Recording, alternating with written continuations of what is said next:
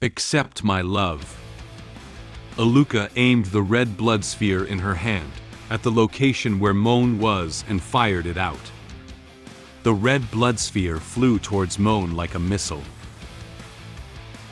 Seeing the blood sphere emitted by Aluca, and felt that the current situation had worsened, she immediately spread her wings and quickly used her magical energy to create a new silver long sword.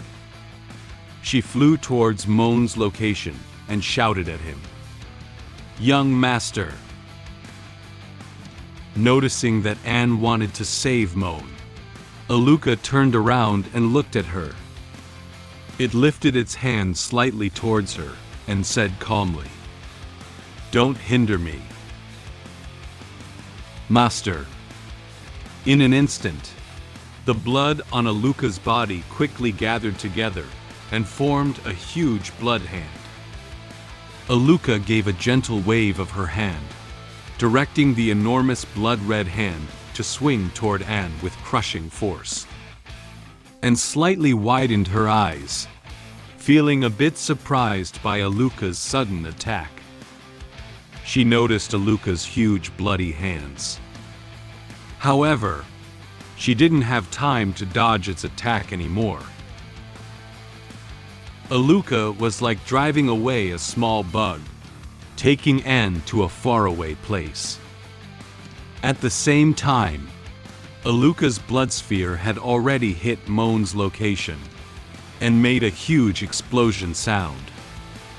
That place emitted a red light, and many stones flew into the air. A huge cloud of dust rose up from the scene and tightly held the long sword in her hand and plunged it into the ground to prevent her from moving further back. At this moment, she heard the explosion coming from not far away, and also saw the terrifying red light emanating from Moan's location. Anne's head and mouth were bleeding, but she didn't have time to wipe them off now.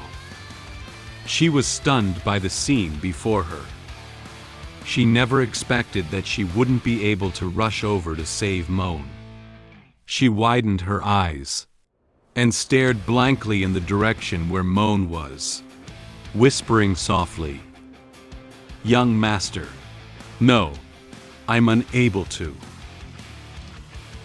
At this moment, Aluca furrowed her brows slightly and looked at a certain place in the forest with serious eyes.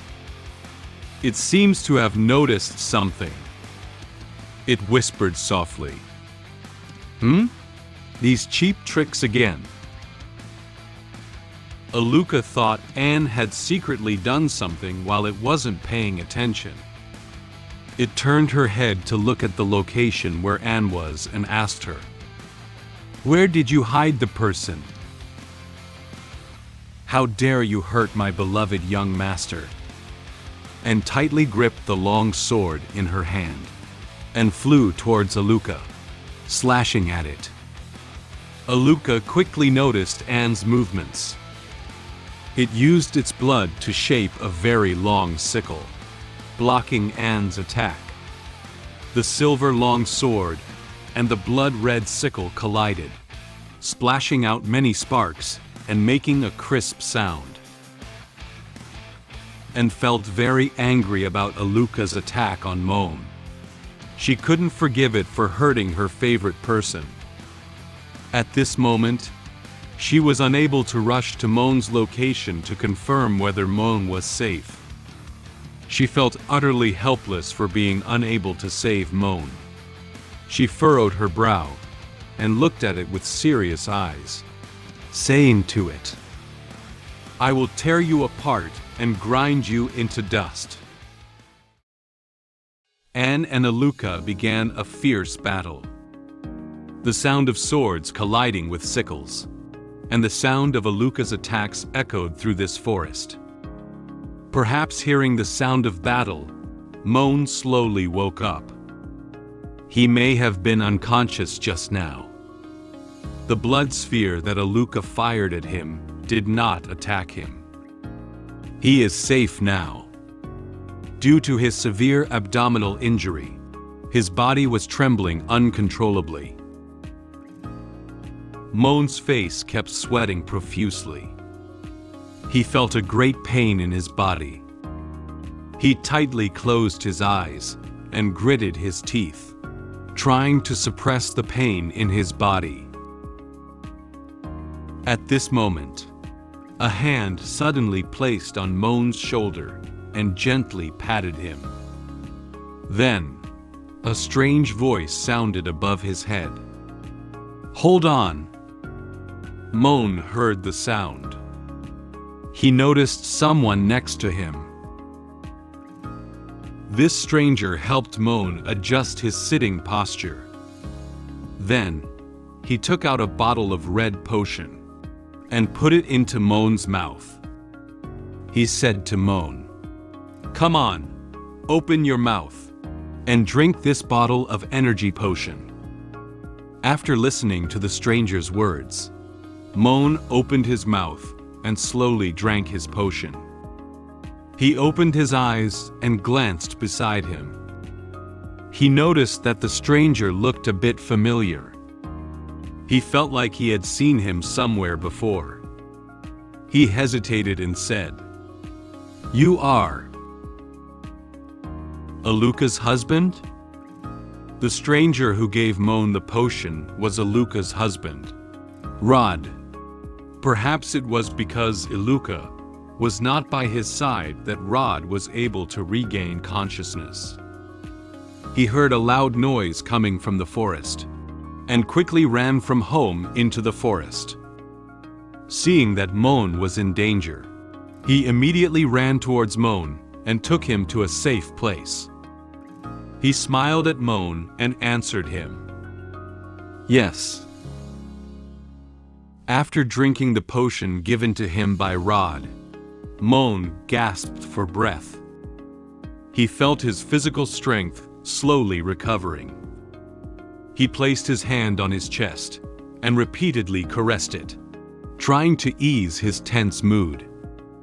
He didn't expect Aluca's attack to be so strong and terrifying. He didn't expect. He whispered, "Huff, puff, huff. I'm back from the dead." After taking a short break, Moan slowly stood up from the ground and walked into the grass where Rod was located. If Rod hadn't arrived in time to take Moan away, Moan might have been attacked by Aluca's blood sphere.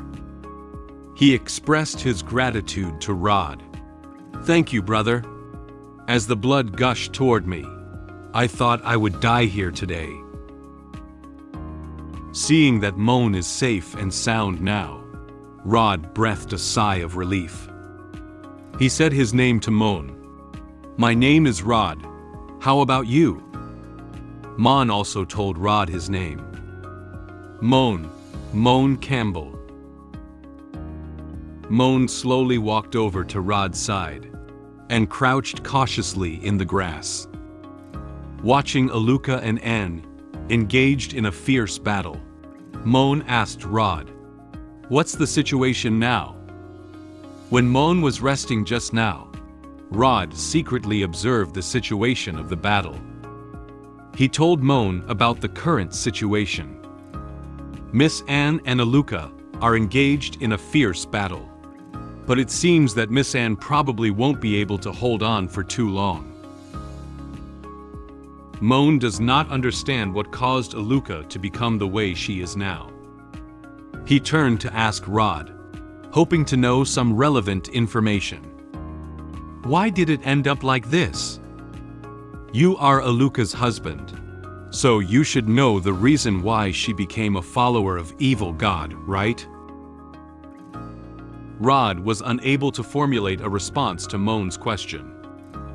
"I'm not sure when exactly she fell under the influence of the evil deity, but I know it's all because of me. If I had noticed her feelings earlier, all of this. It's too late to say anything now. Her consciousness has been eroded by the evil god. As her husband, It is my responsibility to stop all of this and liberate her.